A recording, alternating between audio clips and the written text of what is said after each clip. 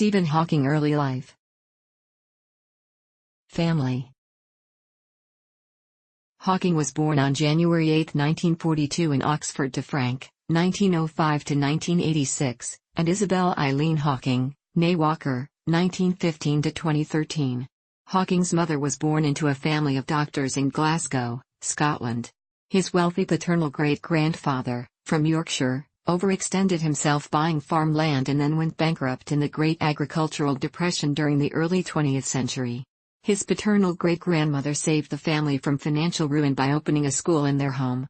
Despite their family's financial constraints, both parents attended the University of Oxford, where Frank read medicine and Isabel read philosophy, politics, and economics. Isabel worked as a secretary for a medical research institute, and Frank was a medical researcher. Hawking had two younger sisters, Philippa and Mary, and an adopted brother, Edward Frank David, 1955 to 2003. In 1950, when Hawking's father became head of the Division of Parasitology at the National Institute for Medical Research, the family moved to St Albans, Hertfordshire. In St Albans, the family was considered highly intelligent and somewhat eccentric. Meals were often spent with each person silently reading a book. They lived a frugal existence in a large, cluttered, and poorly maintained house and traveled in a converted London taxicab. During one of Hawking's father's frequent absences working in Africa, the rest of the family spent 4 months in Majorca visiting his mother's friend Beryl and her husband, the poet Robert Graves. Primary and secondary school years. Hawking began his schooling at the Byron House School in Highgate, London. He later blamed its progressive methods for his failure to learn to read while at the school.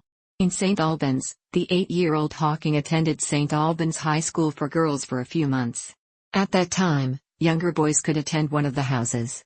Hawking attended two independent, i.e. fee-paying, schools, first Radlett School and from September 1952, St Albans School, after passing the 11+ a year early.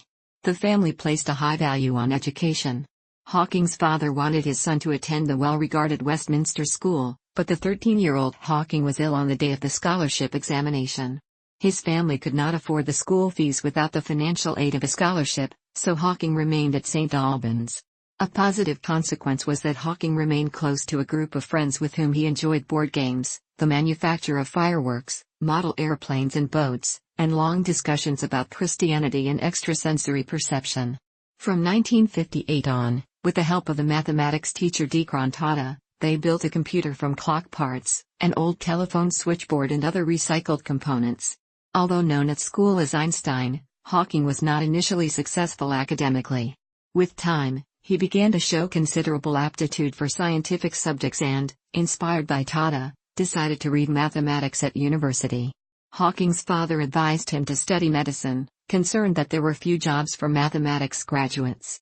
He also wanted his son to attend University College, Oxford, his own alma mater. As it was not possible to read mathematics there at the time, Hawking decided to study physics and chemistry. Despite his headmaster's advice to wait until the next year, Hawking was awarded a scholarship after taking the examinations in March 1959. Undergraduate years. Hawking began his university education at University College, Oxford, in October 1959 at the age of 17. For the first 18 months, he was bored and lonely. He found the academic work ridiculously easy. His physics tutor, Robert Berman, later said, it was only necessary for him to know that something could be done, and he could do it without looking to see how other people did it. A change occurred during his second and third year when, according to Berman, Hawking made more of an effort to be one of the boys. He developed into a popular, lively and witty college member, interested in classical music and science fiction. Part of the transformation resulted from his decision to join the College Boat Club, the University College Boat Club, where he coxed a rowing crew. The rowing coach at the time noted that Hawking cultivated a daredevil image, steering his crew on risky courses that led to damaged boats. Hawking estimated that he studied about 1,000 hours during his 3 years at Oxford. These unimpressive study habits made sitting his finals a challenge, and he decided to answer only theoretical physics questions rather than those requiring factual knowledge.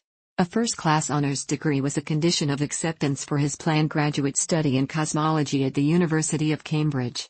Anxious, he slept poorly the night before the examinations, and the final result was on the borderline between first and second class honors, making a viva, oral examination, necessary. Hawking was concerned that he was viewed as a lazy and difficult student. So, when asked at the oral to describe his plans, he said, "If you award me a first, I will go to Cambridge. If I receive a second, I shall stay in Oxford, so I expect you will give me a first." He was held in higher regard than he believed. As Berman commented, the examiners were intelligent enough to realize they were talking to someone far cleverer than most of themselves. After receiving a first-class B.A. Hons. degree in physics and completing a trip to Iran with a friend, he began his graduate work at Trinity Hall, Cambridge, in October 1962.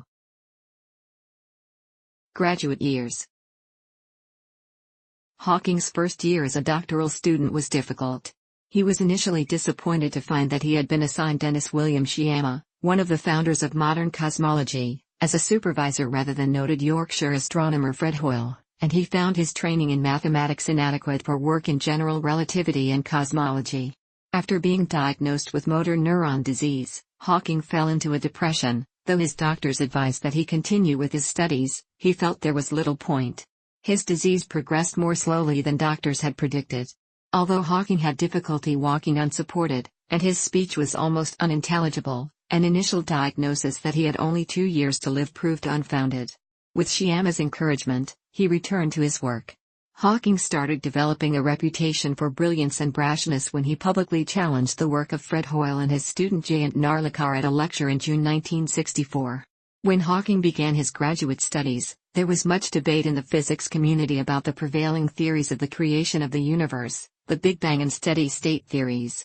Inspired by Roger Penrose's theorem of a space-time singularity in the center of black holes, Hawking applied the same thinking to the entire universe, and, during 1965, he wrote his thesis on this topic.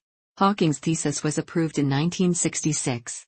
There were other positive developments. Hawking received a research fellowship at Gonville and Caius College at Cambridge. He obtained his PhD degree in applied mathematics and theoretical physics, specializing in general relativity and cosmology, in March 1966, and his essay Singularities and the Geometry of Spacetime shared top honors with one by Penrose to win that year's prestigious Adams Prize.